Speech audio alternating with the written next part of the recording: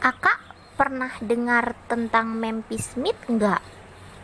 Oh, itu kan daging yang diproduksi dari sel hewan. Daging tersebut diracik di laboratorium sehingga diperoleh daging tanpa harus membunuh seekor hewan pun. Wow, kakak benar. Dari mana kakak tahu? Tentu saja, daging tersebut diambil dari sel hewan berkualitas tinggi, lalu direbus dengan nutrisi tertentu hingga menjadi daging. Bisa dibilang ini inovasi baru, yaitu daging dari bahan sel.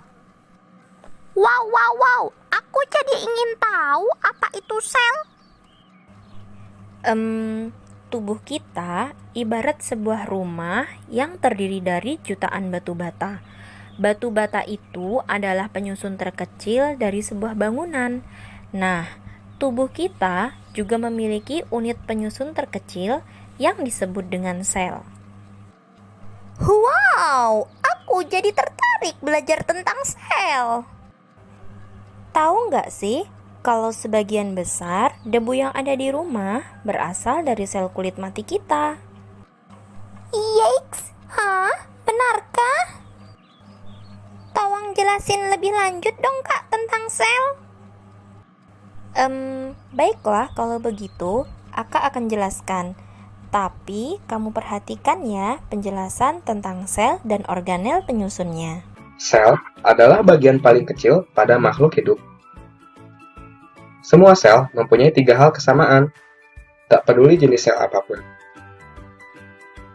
Semua sel mempunyai membran sel yang memisahkan bagian dalam sel dari lingkungannya, mempunyai sitoplasma yang merupakan cairan seperti jeli, dan mempunyai DNA yang merupakan materi genetik. Terdapat 2 kategori umum sel. Kategori pertama adalah eukaryotik. Sel ini mempunyai organel, termasuk nukleus dan bagian istimewa lainnya.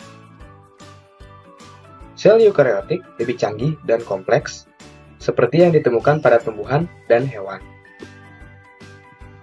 Kategori kedua adalah sel prokaryotik. Sel ini tidak mempunyai nukleus dan membran inti. Sel prokaryotik mempunyai materi genetik, tapi tidak tersimpan di nukleus. Prokaryotik selalu berupa satu sel atau uniseluler, seperti bakteria. Jadi, apa itu organel? Organel berarti organ kecil. Organel adalah bagian istimewa sel yang mempunyai tugas unik yang harus dilakukan. Mari kita mulai dari nukleus.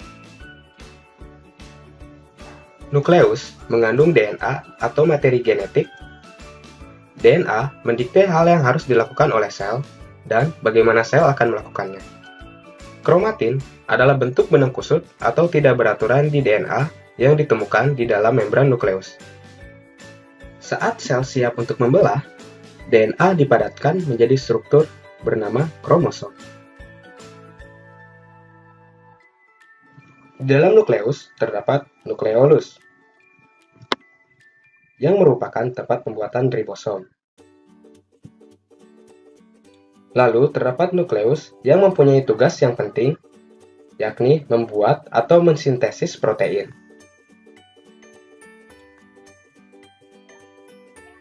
Di luar nukleus, ribosom dan organel lainnya melayang di daerah sitoplasma, yang merupakan cairan seperti jeli.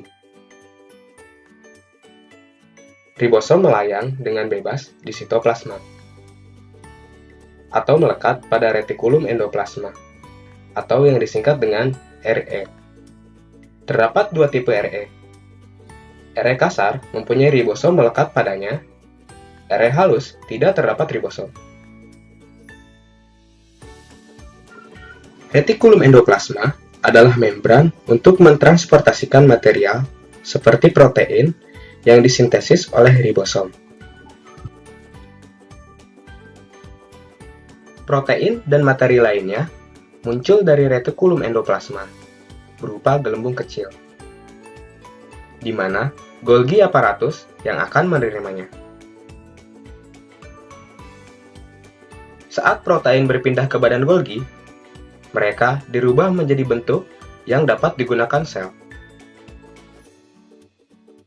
Badan Golgi melakukan ini dengan melipat protein menjadi bentuk yang dapat digunakan sel, atau menambahkan material tambahan seperti lemak dan karbohidrat.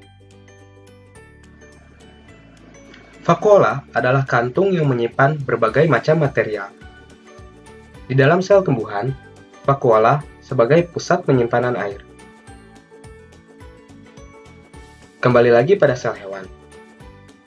Kalian akan melihat sebuah organel bernama lisosom.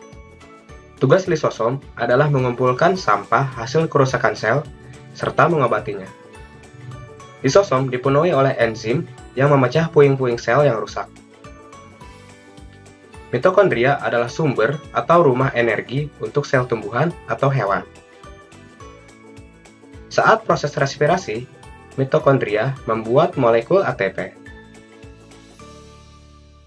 yang menyediakan energi untuk semua aktivitas sel. Sel yang membutuhkan lebih banyak energi mempunyai lebih banyak mitokondria. Sel mempertahankan bentuknya menggunakan sitoskeleton. Sitoskeleton termasuk benang mikrofilamen yang terbuat dari protein, dan mikrotubulus berupa saluran sempit.